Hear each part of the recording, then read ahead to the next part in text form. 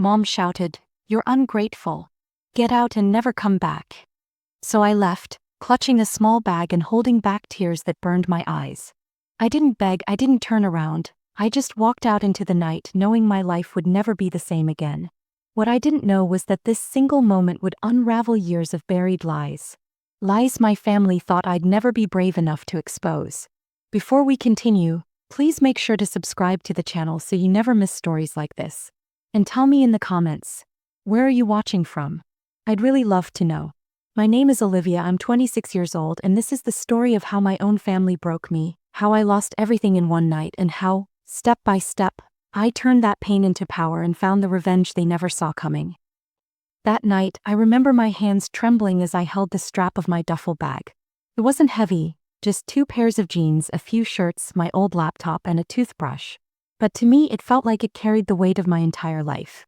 The door slammed behind me, echoing through the dark, empty street. And for the first time ever, I wasn't Olivia the daughter or Olivia the sister. I was just Olivia. Alone. I kept walking, my sneakers scraping the pavement even when my legs begged me to stop. I couldn't go back. Not after hearing my mom's words. Her voice dripping with anger, her face red, her eyes hard like stone. Ungrateful. That was the word she chose. After everything I had done for them, that was the label she gave me.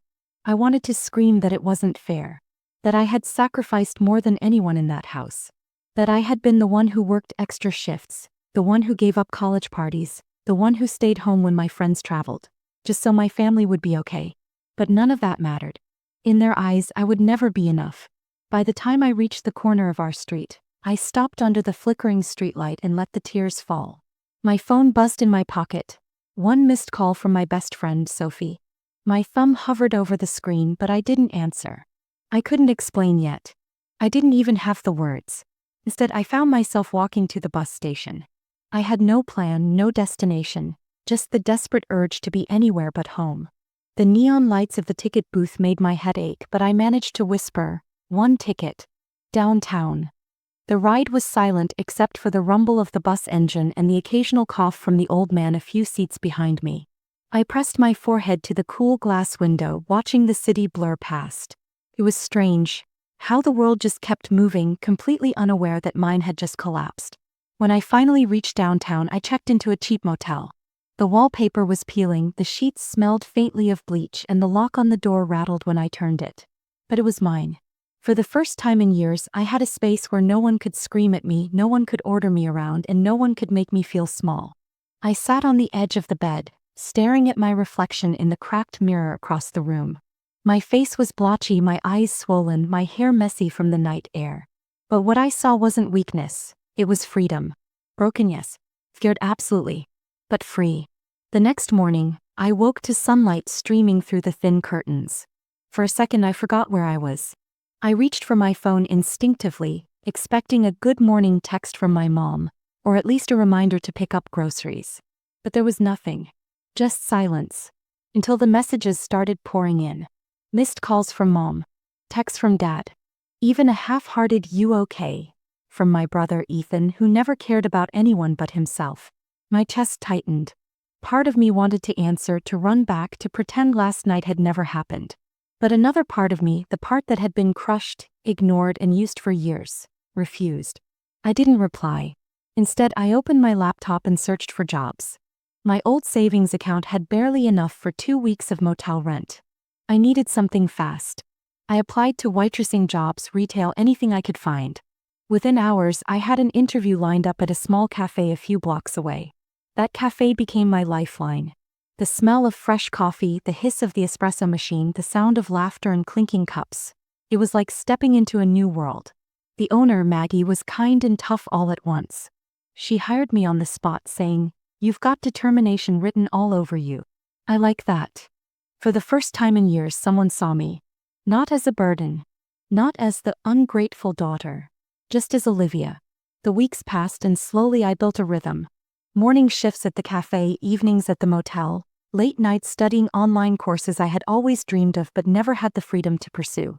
I didn't have much, but every paycheck felt like a victory.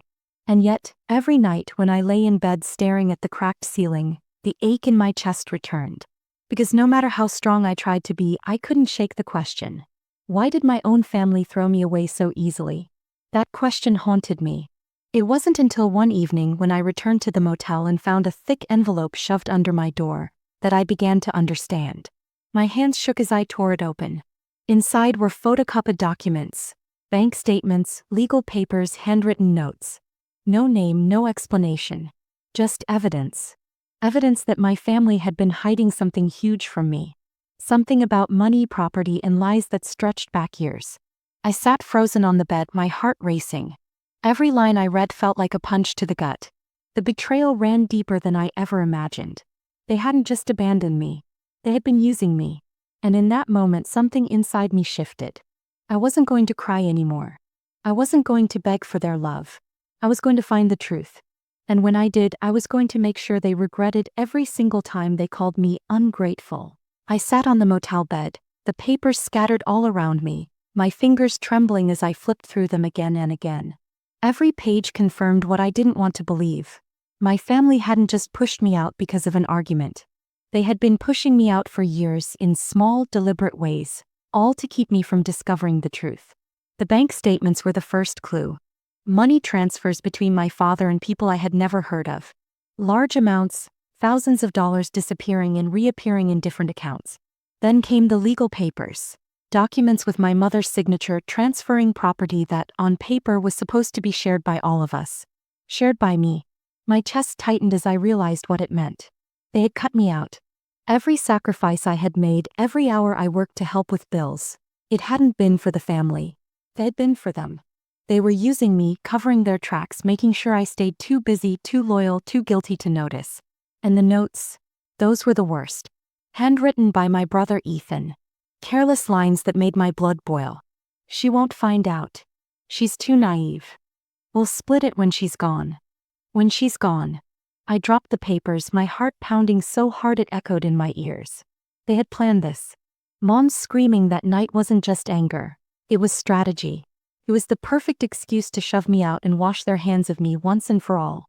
For hours I just sat there staring at the mess on the bed. My chest ached, my hands shook, but beneath the pain a fire started to burn. I had always been the one who kept quiet, who kept the peace, who sacrificed for the sake of family. But not anymore. They thought I was gone. They thought I was weak. They were wrong.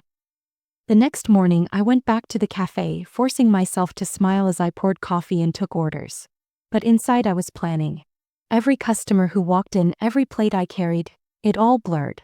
Because all I could see were the lies on those papers and all I could think about was how to expose them. Maggie, the cafe owner, noticed. "You're distracted," she said as she handed me a tray. "I'm fine," I lied. But she just raised an eyebrow. "Whatever's going on in your life, don't let it eat you alive. Sometimes the best way to deal with secrets is to drag them into the light." Her words stuck with me. That night, I spread the papers across the motel desk and started taking photos. I created a folder, backed everything up on a cloud account. If they thought they could erase me, they were about to learn that I was not so easy to erase. But revenge couldn't be rushed. It had to be patient, precise. I needed more information. So I reached out to the one person I still trusted, Sophie. When she arrived at the cafe the next afternoon, her arms wrapped around me so tightly I thought I might break. "Liv, I've been so worried. He just disappeared. Your mom told everyone you left because you were unstable." The word made me laugh bitterly. Unstable. That was the story they were spreading? That I was too emotional, too dramatic to handle life? "Sophie," I whispered, sliding the photos across the table. "It's not me who's unstable. Look at this."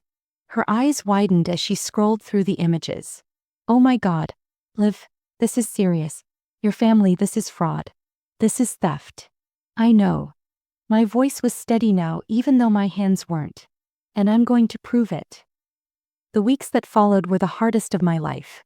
By day, I worked at the cafe pretending everything was normal. By night, I became a detective, piecing together every scrap of information I could.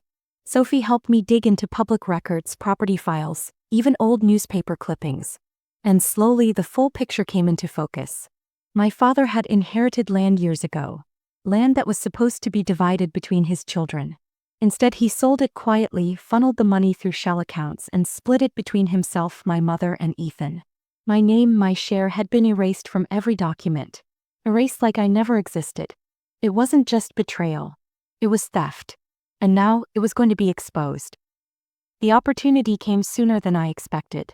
My cousin was getting married, and against all odds, I received an invitation. My first instinct was to laugh. After all, why invite the family outcast? But then I realized, this was perfect. They thought I was beaten down, hiding in shame. They had no idea I had their secrets in my hands. The night of the wedding, I stood in front of the mirror in a borrowed dress, my hair curled, my makeup flawless. For the first time in months, I looked like the Olivia they remembered. But inside, I was someone else entirely. When I arrived at the hall, conversations stopped. Eyes turned. I could feel the whispers following me as I walked through the door. My mother's face paled, my father stiffened, Ethan smirked like always. "Olivia," Mom said tightly, her voice low and sharp. "What are you doing here?" I smiled, the kind of smile that carried secrets. "It's a wedding. I'm family. Remember." Her lips pressed into a thin line. "Don't cause a scene." But oh, a scene was exactly what I planned to cause. As the night went on, I waited. Waited for the perfect moment. Waited until the speeches began, until the glasses clinked, until every eye in the room was turned toward the head table. That's when I stood. "Before we celebrate," I said, my voice clear, carrying through the room, "I think there's something everyone here deserves to know." Gasps rippled through the crowd. My mother's face drained of color. My father's jaw tightened. Ethan shifted uncomfortably, his smirk faltering. And then slowly, deliberately, I held up the papers. "These are documents. Bank transfers, property records, notes. Proof that my so-called loving family has been lying, stealing, and betraying for years. They kicked me out, called me ungrateful, erased me from their lives. But they couldn't erase the truth." The room erupted. Relatives whispered, shouted, demanded answers. My mother tried to grab the papers, but Sophie, who had come with me, snatched them back. "Not this time," she said firmly. I looked directly at my brother. "You said I was too naive to find out. That you'd split it when I was gone. Well, I'm not gone. And now everyone knows."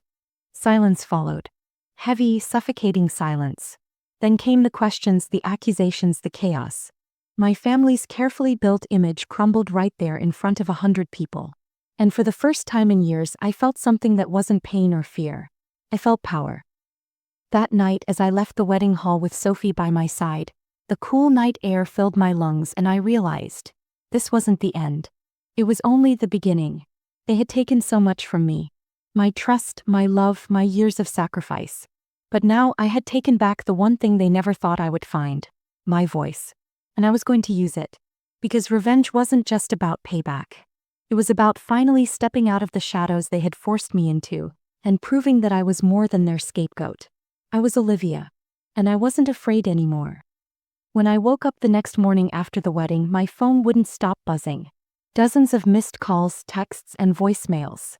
Some from distant relatives, some from numbers I didn't even recognize. Everyone wanted to know more. Everyone wanted me to explain. I didn't answer any of them. Instead, I opened my laptop, logged into the cloud folder, and began uploading. Bank transfers, property documents, Ethan's notes. All of it. I didn't send them to my family. I sent them to the people who actually mattered. The housing counselor, a local journalist Sophie knew, and a lawyer who had been recommended by Maggie, my cafe boss. This wasn't about drama anymore. It was about consequences. By noon, the silence in my parents' house shattered. The phone calls started again, this time angrier, more desperate. My mother's voice on voicemail was shrill. "Olivia, take this down. Do you know what you've done? You'll destroy us." I deleted it without listening to the end. For years, I had carried the weight of being the responsible daughter. The one who paid, the one who covered, the one who let herself be used because love and duty blurred until I couldn't tell them apart. But that girl was gone. Now I was someone else. 2 weeks later, I was sitting in a lawyer's office, my heart pounding as she flipped through the files. "Olivia," she said finally, looking up at me, "you realize this isn't just family drama. What your parents and brother did, it's fraud. Legally, you are entitled to your share and possibly damages." My stomach turned. "So I'd have to sue my own family?" She nodded. "Yes. But sometimes the only way to make people understand boundaries is to put them in writing. Legally. I thought about it for days. Suing them meant crossing a line that could never be uncrossed. But hadn't they already done that to me? When the lawsuit was filed, the news spread fast. My mother called me screaming. My father left me a voicemail full of silence. Just breathing, heavy, disappointed breathing. Ethan sent me one text, "You're dead to me." I stared at the words, and for the first time they didn't hurt. Because maybe being dead to them meant I could finally live for myself. The case dragged on for months. Court dates, depositions, lawyers picking apart every detail. My family tried everything: denial, guilt trips, even fake tears in front of the judge. But the evidence spoke louder than their lies. When the verdict came, my hands shook as I held the papers. I had won. The court recognized my share, ordered repayment, and stripped away the facade my family had built for years. They lost money. They lost reputation.